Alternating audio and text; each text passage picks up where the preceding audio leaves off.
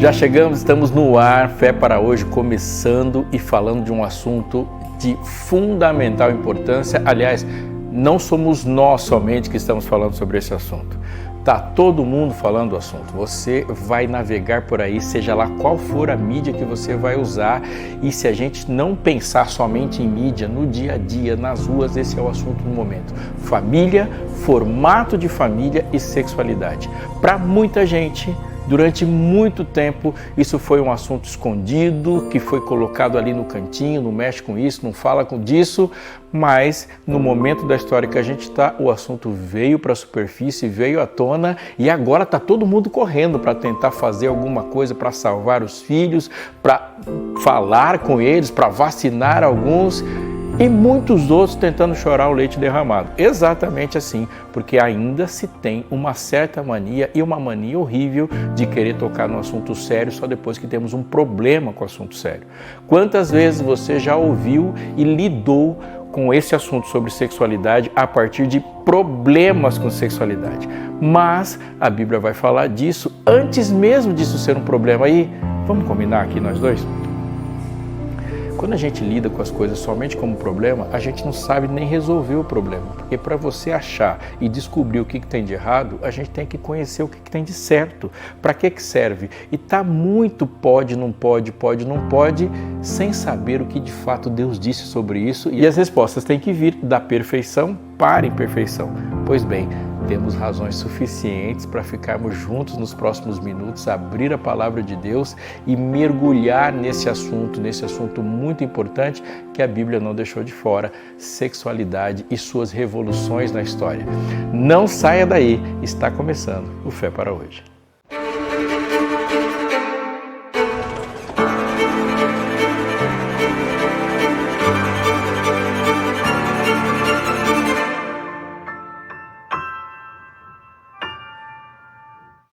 Olá, minha saudação para você que é o nosso companheiro assíduo de Fé para Hoje. Muita gente tem falado comigo que nessas 10h30 da noite, às 22h30, já tem ali um horário marcado, uma agenda para a gente estar junto e falar sobre temas importantes da vida cristã na atualidade. Se você que está chegando agora não conhecia o Fé para Hoje, eu vou dizer para você, todas as segundas-feiras, às 10h30 da noite, às 22h30, estamos aqui, grudadinho no Adoração, para falar com você. Pode visitar, você pode fazer isso, viu? Vai lá no YouTube, no NT Play e visite a página do Fé para Hoje, que tem muitos conteúdos lá. Todas as semanas são conteúdos novos no YouTube. Sexta-feira à noite vai aparecer lá um novo episódio também, não perca. Eu sou o pastor Robson Aleixo e sou seu companheiro de Fé para Hoje. Tenho a alegria de falar com você sobre temas importantes, conforme eu disse, e nessa temporada estamos falando de um que não podemos escapar, está na ordem do dia, quer queiramos, quer não. E Deus não nos deixou à deriva sobre isso. A sua palavra fala sobre esse assunto e de forma contundente, de forma que esclarece a nossa visão sobre as coisas, e podemos sim ter Jesus na nossa caminhada ao pensarmos sobre sexualidade humana. Eu disse para você no comecinho do programa e repito como isso é importante e como as pessoas têm feito perguntas sobre isso. Conta-se que certa vez um homem dirigia por uma estrada à noite, sozinho, com seu Fordinho, o Ford T, famoso Ford T, que faz parte da história do automobilismo. Escutou um barulho esquisito, diferente, não era o que ele estava acostumado, e após o barulho, uma falha no motor que o deixou sozinho, no frio, numa estrada. Pegou uma luz que pôde improvisar ali, abriu a tampa do motor e ficou ali tentando, desde aquela época, fazer o que nós fazemos hoje, sem entender nada sobre carro. A gente abre o capô e fica lá tentando fazer alguma coisa. Mexeu, o tempo foi passando, a irritação dele aumentando junto com o tempo, não conseguia, o compromisso já se foi, veio uma mistura de medo, de vergonha, de raiva, e nisso passou alguém. Parou um carro, estacionou bem à frente, desceu e perguntou: "Precisa de ajuda, senhor?" Ele olhou para aquela pessoa com as suas roupas, a sua forma de falar, a sua postura, o tamanho do seu carro e pensou: mecânico que não é. Mas o homem insistiu em fazer perguntas e ele foi ali tentando ser cortês, mas sem esconder a irritação, respondendo as perguntas dele. E depois ele falou: vamos fazer o seguinte, entra lá no carro, dá a partida que eu vou fazer um negócio aqui. Ele suspirou com mais irritação ainda, mas tá bom, sabia que não ia dar em nada, era para ele mais um curioso, entrou e foi dar partida no carro. O homem mexeu em alguma coisa que ele não soube, mas assim que ele deu a partida, o carro ligou, funcionou, um barulho normal, ele ficou surpreso e foi ali agradecer aquela ajuda inesperada no meio da noite. E no momento de dizer obrigado, perguntou o nome do homem. Senhor, qual que é o seu nome? Ele disse, meu nome é Henry. Henry o quê? Henry Ford. Aquele que tinha feito a máquina, que tinha pensado a engenharia. Talvez para nós hoje a coisa mais importante que tenhamos para fazer sobre absolutamente qualquer pergunta, qualquer dúvida, qualquer desafio sobre nós, é primeiro perguntar o nome do inventor da máquina, o que ele pensa sobre isso. Paulo se tornou magistral na história, inspirado por Deus ao abordar problemas da maneira correta de se abordar. E ele não abordou poucos problemas. Nas suas cartas, desde a epístola a Romanos até as epístolas pastorais, falando ali com Timóteo, Tito, Filemon, ele vai enfrentar problemas da humanidade manifestados nesse espectro da humanidade com uma missão específica que é a igreja. Paulo não fugiu dos problemas e não fugiu da maneira correta de enfrentar os problemas. Paulo tinha uma prática. Nós vamos ver isso bem claramente nas suas epístolas mais elaboradas, mas aqui eu quero chamar sua atenção para as cartas que ele escreveu para a igreja em Corinto. Na história, temos ali um registro de correspondências intensas entre Paulo e essa importantíssima igreja, nessa importantíssima e grande cidade, a cidade de Corinto. Pelo menos 4 delas estão registradas, 2 estão colocadas na Bíblia, 1ª e 2ª Corinto. Paulo também recebia cartas de Corinto e essa é uma informação muito importante e já já nós vamos voltar para ela e você vai perceber o quanto precisamos saber das cartas que Paulo recebeu de Corinto. Mas vamos parar um pouquinho e pensar no contexto dessa cidade e do cristianismo neste tempo, o tempo do apóstolo Paulo. O cristianismo, como nós conhecemos, ele é uma continuação, é o remanescente, há uma conexão entre o judaísmo, ou melhor, a religião do Antigo Testamento e a igreja que começa do 1º século. Mas eu queria enfatizar para você um aspecto muito importante. Na primeira fase do plano redentor de Deus, quando ele quer se mostrar ao mundo e mostrar sua salvação a este mundo, ele é a partir de uma família que se estabelece seu plano. Deus chama Abraão, promete a Abraão ser uma grande nação e Abraão ali vai crescendo enquanto família a partir do seu filho Isaque, de Jacó e das 12 tribos de Israel, que é o nome que Deus dá a Jacó. Eles vão para o Egito, de lá saem do Egito, se constituem como uma grande nação nessa terra que hoje chamamos de Palestina. Qual a informação a gente tem de importante sobre isso? É que o povo de Deus está concentrado geograficamente e se configura como nação. E isso é muito importante, porque é para este povo que nós vamos absorver para nós a legislação de Deus para como a gente aplica a Bíblia numa vida coletiva. Afinal de contas, Deus legisla e ali você tem uma lei civil, tem um relacionamento político de Israel. Quando Jesus nasce em Belém, cresce o seu ministério, agora vai configurar essa fase do plano da redenção, onde não estamos concentrados enquanto um país politicamente estabelecido, uma etnia que aparece, a pátria dos circuncidados. Nós vamos ter agora uma igreja, essa igreja é móvel. Não mais o mundo é chamado para ver Israel onde ele está, mas esse Israel de Deus que nós temos como igreja vai sair para o mundo. E aqui temos um ponto muito importante para a gente chegar em Corinto e de Corinto discutir sobre sexualidade. É porque quando você tem a verdade nos muros de Israel, nós vamos ter Israel lidando com ela, mas todo mundo ali é igreja. Todo mundo é povo de Deus, todo mundo nasceu na mesma cultura e todo mundo compartilha da mesma geografia. Agora, quando eles saem de Jerusalém e se espalham pelo mundo, quem foi para a cidade de Éfeso vai enfrentar uma realidade cultural greco-romana em Éfeso. E lá na cidade de Éfeso, por exemplo, você tem um templo de Ártemis, a Diana, a deusa dos Efésios, e todo mundo vai ter que se relacionar com esse tipo de cultura, com esse tipo de pensamento, de filosofia e de sexualidade. Quem foi para a África vai lidar com uma cultura sexual africana nesse continente imenso, rico, e vai ter que lidar com outras formas de expressão e, obviamente, com outras expressões de pecado.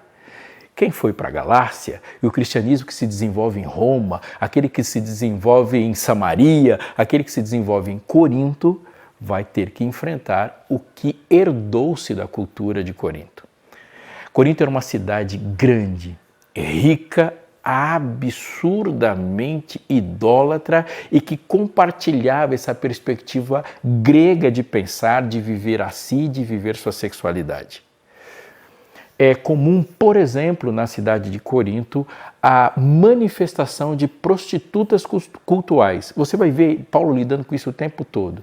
Os cultos, por exemplo, de fertilidade eram cultos onde os deuses responsáveis pela fertilidade são obviamente cultuados. E quando esse culto acabava, por exemplo, tira as crianças da sala, os sacerdotes ou as sacerdotisas que representavam esses deuses de fertilidade faziam um espetáculo de fertilização. Já imaginou como é que era, né? Havia sim sexo no final do culto com as sacerdotisas e prostitutas cultuais. E está tudo normal para eles. A ideologia grega, ela é derivada daquilo que nós chamamos hoje de mitologia grega, mas a Bíblia não chama assim. Ela chama das crenças religiosas gregas. E nas crenças dos gregos há muitos deuses e há muitas deusas. Agora pare e pense um pouquinho. Quando nós pegamos a revelação de Deus na Bíblia, há uma configuração de Deus como Ele é, se reproduzindo e mostrando para o homem como Ele é a partir dele. Agora, quando a gente pensa no paganismo, os deuses são criação da imaginação humana. Portanto, tudo que há nos homens, há nesses deuses também. Os deuses têm manias, têm defeitos, são raivosos, eles têm brigas e intrigas e, como eu digo, eles reproduzem a psique humana na sua forma de ser, de pensar e de agir. Qual é o resultado disso? O resultado é que os adoradores desses deuses vão reproduzir na sua vida como padrão do que é certo e errado que os deuses fazem. Então, se você tem deuses com muitos parceiros, muitas parceiras sexuais, não vai ser imoral que isso se reproduza na horizontalidade do pensamento humano. Se deuses eles são vingativos ou se eles são opressores, se eles fazem um sexo político, não tem nada de errado assim também. Se deuses são masculinizados e se reproduzem um machismo entre os deuses, vai aparecer também. E há ali uma configuração desses valores que são amoldados pela cultura, anestesiados pela cultura. E, por favor, não subestime o poder que uma cultura tem de transformar o errado em certo, do certo ser normal, e a gente passar despercebido por isso, achando que Deus configura como carimbo, colocando a aprovação nessas coisas, e não é. Cabe aqui a gente desacelerar para pensar. Todo país, toda expressão cultural, toda forma de viver no mundo traz em si suas inclinações para os seus próprios pecados. Eu falo de um brasileiro para outro brasileiro. Nós temos uma herança colonial no país. Essa herança colonial traz para a nossa forma de pensar neste país uma certa violência. Sim, nós temos 400, 500 anos de uma construção violenta. Há um país que nasceu a partir de uma invasão, da exploração e expropriação de uma terra, de um povo por outro povo. E isso é normalizado pela história e pela cultura. Há uma ideia aventureira de se pensar onde não se quer construir, se quer retirar. E o imediatismo vai fazer parte de muitas construções culturais de pensamento no país. Sim, aqui a gente vai ter capitanias hereditárias onde é a pátria de um dono só, que tem poder sobre todos os corpos em toda a área do seu domínio. Isso vai colocando dentro da anestesia cultural uma relação de domínio que não é cristã. Isso sem falar de escravidão. E sem falar de outras construções na nossa história que vai gerar um certo jeitinho que a Bíblia chama claramente de corrupção, de furto, de engano, de cobiça, e o que a gente muitas vezes se orgulha por ser um jeitinho cultural, a Bíblia taxativamente vai chamar de pecado.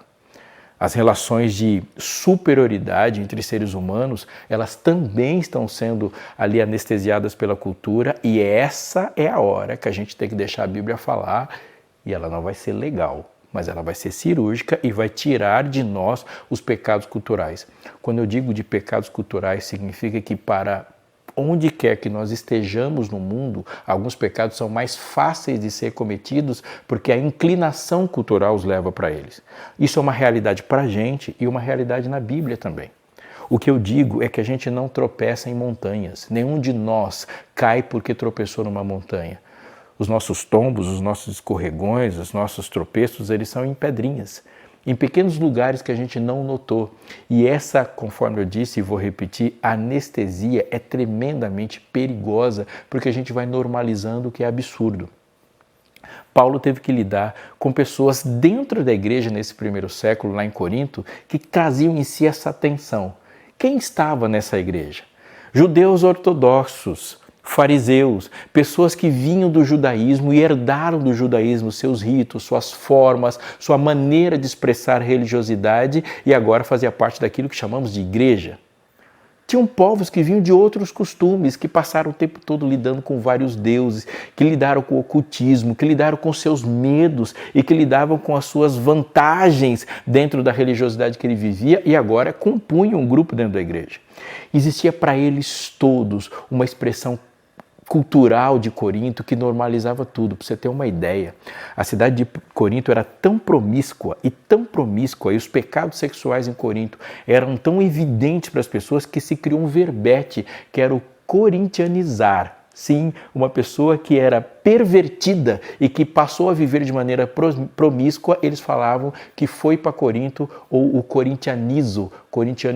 Eu sei que você que não é corintiano deve ter pensado com um sorrisinho falando disso aí e para tentar dar uma zoada nos nossos adversários, mas Corinto é uma cidade. Volta aqui para mim, sai do estádio. Quando o Paulo entrou ali no jogo, note, ele recebe uma carta de um problemaço que está acontecendo na igreja e a partir dessa carta vai chegar para a gente soluções muitíssimo importantes com a maneira que a gente lida hoje. Porque nós estamos falando de um mundo de várias transições culturais, de um mundo de muitos pensamentos, de uma herança intelectual centrada nas pessoas e de uma moeda única, de uma língua que se fala com todo mundo, de uma predominância cultural e de muitos ismos. Sim, a carta que Paulo escreveu para Corinto definitivamente não é obsoleta. Ela está vivíssima e vai falar sobre o nosso tempo com um nível de precisão absurdo. Não perca. Vamos abrir o texto.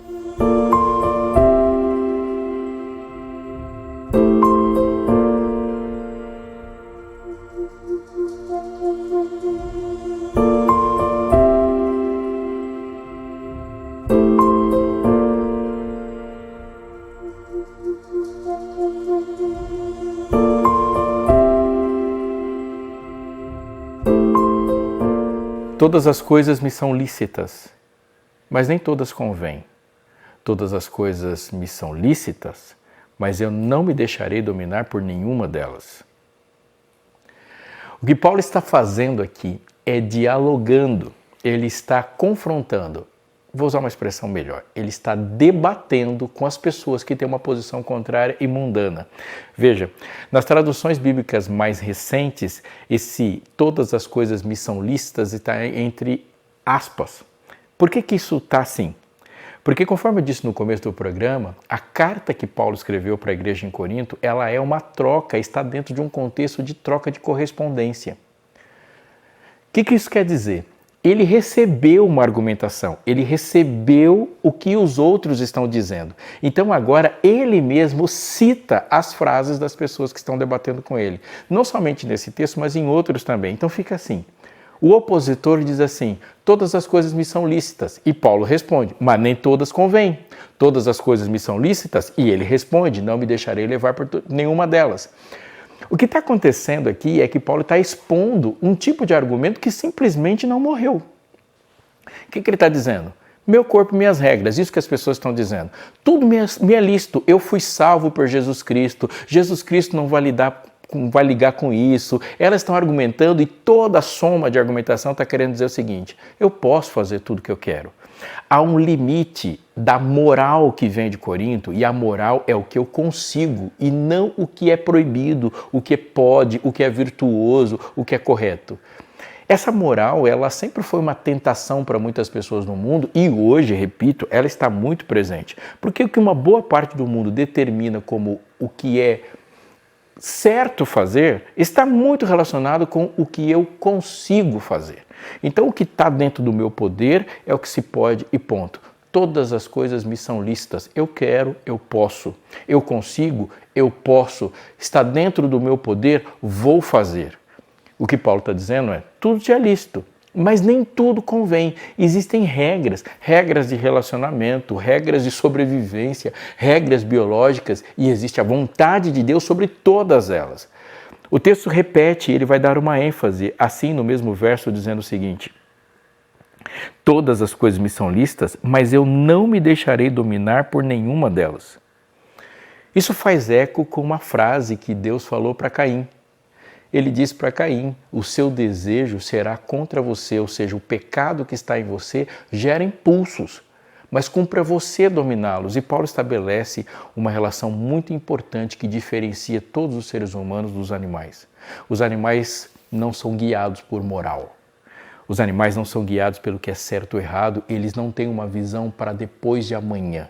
Portanto, se um animal sente fome, ele come e ponto. E não importa, porque o sentido maior e mais importante da vida é sobreviver. Se um animal sente uma vontade, essa vontade é sexual, uma vontade de reproduzir, ele vai fazer isso porque instintivamente todos os seus sentidos são guiados para sobreviver, é o lutar ou fugir. Seres humanos não são seres instintivos. Seres humanos são seres morais. A despeito do que se sente, a despeito do que se é impulsionado a fazer e a despeito das condições de sobrevivência, ele faz decisões morais. A Bíblia chama isso muitas vezes, diferenciando homens e animais, de discernimento ou entendimento. Isso é muito importante quando se pensa na relação que nós vamos ter com Deus. E por que isso é muito importante? Porque não existe higiene para tudo.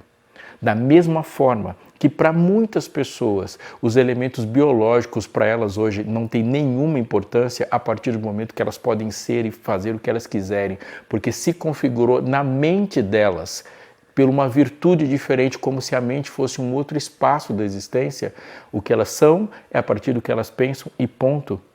E para outras pessoas, elas acham que a biologia determina tudo, por exemplo, se o corpo remete à raiva, remete à tristeza, remete à vontade, remete ao impulso sexual, é isso que se faz, porque o corpo determina tudo.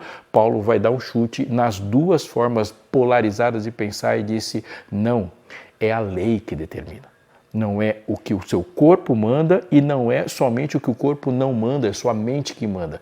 É o que o Criador, aquele que criou a máquina, determinou como propósito.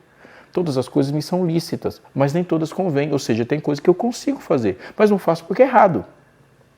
Tem coisas que, sim, estão diante de mim e são fáceis de fazer, mas não tem um convencimento ou não é conveniente. Essa é a palavra perfeita, porque existem outras pessoas, existe um futuro, existe uma relação, existe um propósito. Veja como ele vai continuar e vai aprofundar o argumento. Quando ele diz assim, os alimentos são para o estômago e o estômago existe para os alimentos. Os alimentos são para o estômago existe para os alimentos. Essa é a frase dos seus opositores. Estão dizendo o seguinte, eu tenho vontade. E se existe uma vontade em mim, por que não? O meu corpo está dizendo para eu fazer isso. Se você está me ouvindo agora e está no mesmo século que eu, você vai ver que essa frase ela não saiu, ela não sai da superfície da ordem do dia. Eu tenho minha carência, eu tenho as minhas necessidades, tem gente que está mordendo azulejo, que está subindo pelas paredes, e isso é suficiente para determinar o que é correto. Essa é a frase que está aqui, escrita por Paulo em Corinto. Há uma uma tirania da vontade, mas ele vai dizer assim, olha, da mesma maneira que você disse, os alimentos são para o estômago existe para os alimentos, Paulo responde, mas Deus destruirá tanto o estômago quanto os alimentos. Porém, o corpo não é para a imoralidade, mas para o Senhor, e o Senhor para o corpo.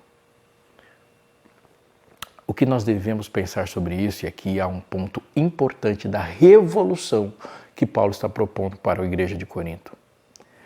Ele tira toda a estrutura dualística grega que sustenta uma crença falsa e traz para a verdade uma realidade bíblica fundamental para Corinto e para nós. O Deus que criou os pensamentos, o Deus que criou as vontades, o Deus que colocou o ser humano na terra para pensar, para ser criativo, para dominar. O Deus que colocou em nós uma capacidade criativa que nos dá uma tecnologia capaz de transformar uma expressão física em outra.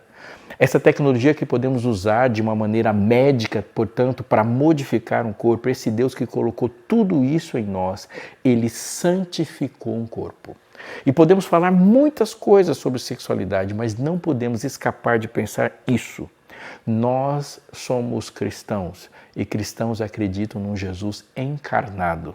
Ou seja, esse Jesus que não abriu mão de nenhum aspecto da sua santidade, de nenhum aspecto do seu poder. Ele não se tornou menos Jesus quando visitou a terra, nascido em Belém, e deixou suas pegadas na história aqui, colocando sobre si e se manchando com a poeira desse mundo que a gente pisa, mas sem ser maculado pelo pecado. Deus assumiu um corpo. E quando ele ressurge, ele sai da tumba com um corpo.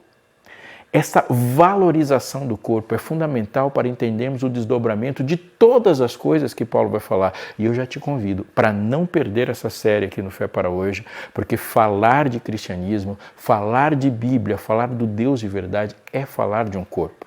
Olha, eu tenho duas coisas para te dizer, muito importantes agora, nesses segundos que temos aqui. Primeiro, você deve colocar aí na sua agenda que na próxima segunda-feira, às 22h30, às 10 da noite, nós vamos falar sobre esse assunto e você vai ver que tem muita coisa ainda que nós podemos aplicar para o dia a dia. Segundo, você quer saber mais desse assunto já, ter um material na sua casa, um material importante, peça a revista Esperança Novo Tempo sem tabus. Por quê? Porque ela está ali feita, escrita de maneira especializada, didática, profunda, baseada na Bíblia sobre sexualidade humana e sobre essa questão de uma vida santa num corpo, nesse corpo social, nesse corpo cultural, nesse corpo sexual, para todo mundo. Ela é de graça para você, embora ela tenha sido paga pelos Anjos da Esperança, que consideram você de uma importância tão grande que nada deve te impedir de receber um material desse. No próximo episódio, nós vamos ver como essa história termina, e essa história termina com uma intimidade física com Jesus. Chamou sua atenção? Então não perca, no próximo episódio do Fé para Hoje, nós vamos falar sobre intimidade física e santa e com Jesus nessa carta que Paulo escreveu aos Coríntios. Eu tenho um encontro marcado, portanto, com você, grato pela sua companhia, mas sabe, às 10h30 da noite, segunda-feira, a gente se vê.